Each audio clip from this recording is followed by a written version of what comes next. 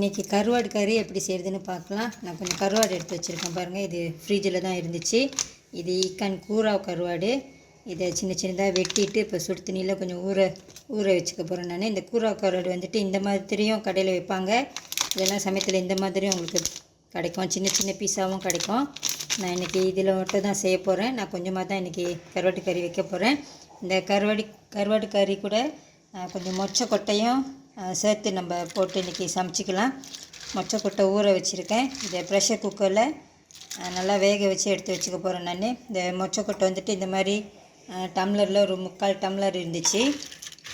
இதையும் முதல்ல ப்ரெஷர் குக்கரில் போட்டு நம்ம வேக வச்சுக்கலாம். கருவாடை நல்லா கொஞ்சம் பெரிய துண்டாக தான் நான் வெட்டியிருக்கேன். இந்த மாதிரி வெட்டியிருக்கேன் பாருங்கள். 1 இன்ச் மாதிரி இருக்கும். சாப்பிட்றப்ப ஒரு ஆள் ஒரு துண்டு அந்த மாதிரி எடுத்துக்கலாம். இதில் இப்போ கொஞ்சம் சுடு தண்ணி ஊற்றி ஊற வச்சுக்கலாம்.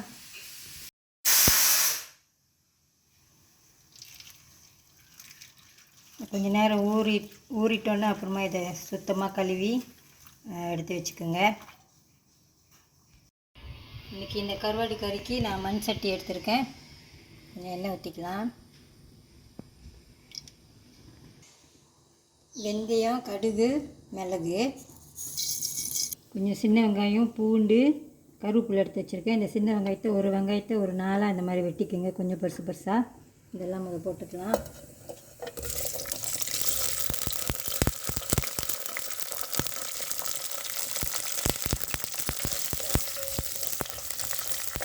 நல்லா வதங்கிட்டோம். இது இப்போவே நல்லா வாசனை அடிக்குது. இந்த வெந்தயம், பூண்டு, வெங்காயம் எல்லாம் சேர்ந்துட்டோன்னா நல்ல ஒரு வாசமாக இருக்குது. இப்போவே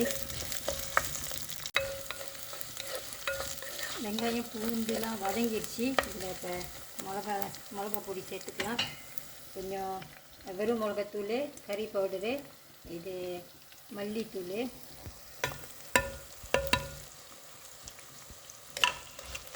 எனக்கு இந்த மசாலா பவுடரு இந்த எண்ணெயிலே போட்டு இந்த மாதிரி செய்கிறது தான் பிடிக்கும்.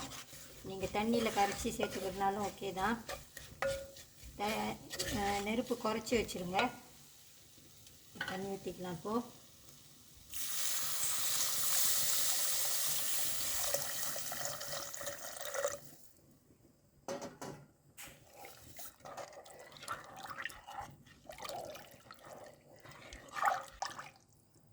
இந்த குழம்பு நல்லா கொதிக்கிட்டோம். அப்புறமா மொச்சக்கொட்டையும் உருளைக்கிழங்கும் சேர்த்துக்கலாம். இந்த குழம்பு நல்லா கொதிக்க விட்டுக்குங்க. இதில் எடுத்து இந்த மொச்சக்கொட்டையும் உருளைக்கிழங்கும் சேர்த்துக்கலாம்.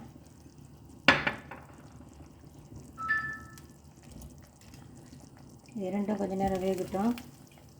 இந்த உருளைக்கிழங்கு வேகிற வரைக்கும் இதை வச்சுக்கோங்க. மொச்சக்கொட்டை ஏற்கனவே வெந்துருச்சு. கொஞ்சம் நேரம்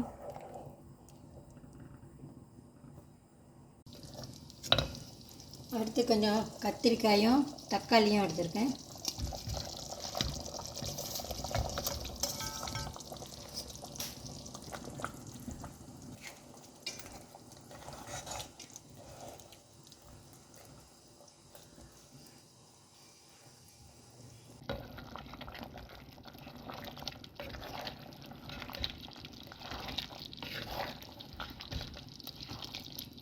இந்த உருளைக்கிழங்கு கத்திரிக்காயெல்லாம் இப்போ முக்கால்வாசி வெந்துருச்சு. இப்போ நம்ம இதில் கருவாடு சேர்த்துக்கலாம்.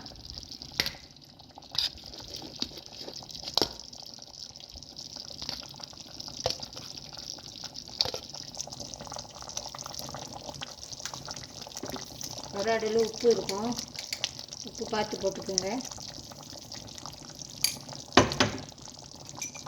இது 1 டீஸ்பூன் மாதிரி புளி எடுத்து வச்சுருந்தேன். அதை கொஞ்சமாக தண்ணி ஊற்றி இப்படி கரைச்சிட்டு அதையும் ஊற்றிக்கலாம்.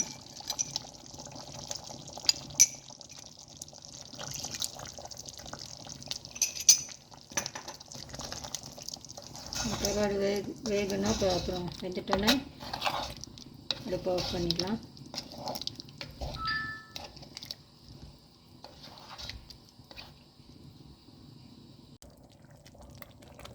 கருவாடும் நல்லா வெந்துருச்சு. நல்லா வேக வச்சுக்கோங்க. நான் இந்த கருவாட்டு கறி கொஞ்சம் திக்காக தான் செஞ்சுருக்கேன். உங்களுக்கு பிடிச்ச மாதிரி நீங்கள் செஞ்சுக்கோங்க. இதை கடைசியாக கொஞ்சம் வாசத்துக்கு கொஞ்சம் பச்சை மிளகாய் இது தாளிக்கிறப்ப கொஞ்சம் கருவேப்பிலை போட்டிருக்கேன். மறுபடியும் கொஞ்சம் கருவேப்பிலை அடுப்பு அடைச்சிடலாம்.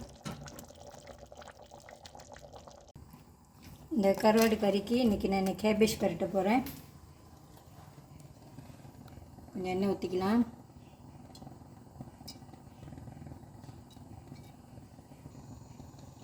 கடுகு, சீரகம், இதில் சின்ன வெங்காயம், பூண்டு, காஞ்ச மிளகா, கருவேப்பிலை,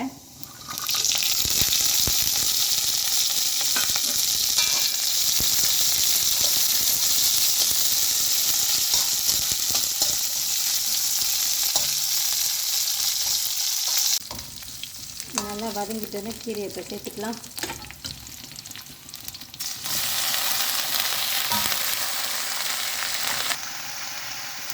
உப்பு,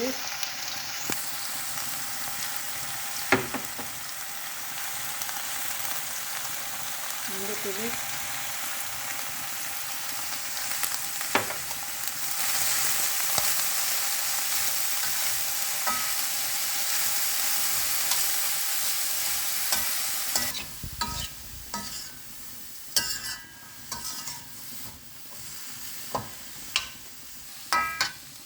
கொஞ்சமாக தண்ணி ஊற்றிக்கலாம் வேகிறதுக்கு.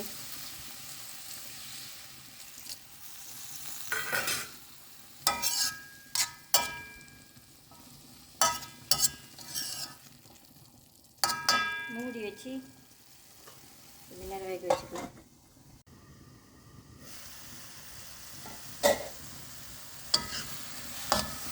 கீரையும் வந்துருச்சு. இந்த கேபேஜ் அடுப்பை ஆஃப் பண்ணிடலாம். கொஞ்சம் நேரம் கழித்து நம்ம சர்வ் பண்ணலாம். இந்த கருவாடு கறியும் இந்த கேபேஜும்.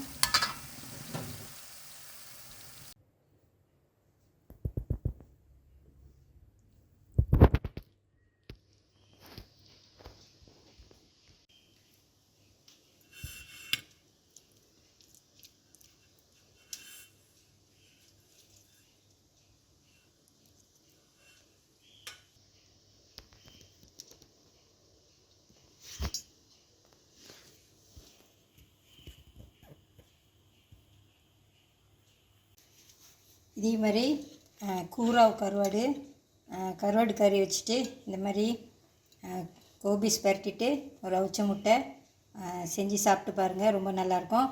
இந்த வீடியோ உங்களுக்கு பிடிச்சிருந்துச்சின்னா லைக் பண்ணிவிட்டு ஷேர் பண்ணிவிட்டு சிவாஸ் கிச்சன் சேனலுக்கு சப்ஸ்கிரைப் பண்ணிக்கோங்க. தேங்க்யூ ஃபார் வாட்சிங்.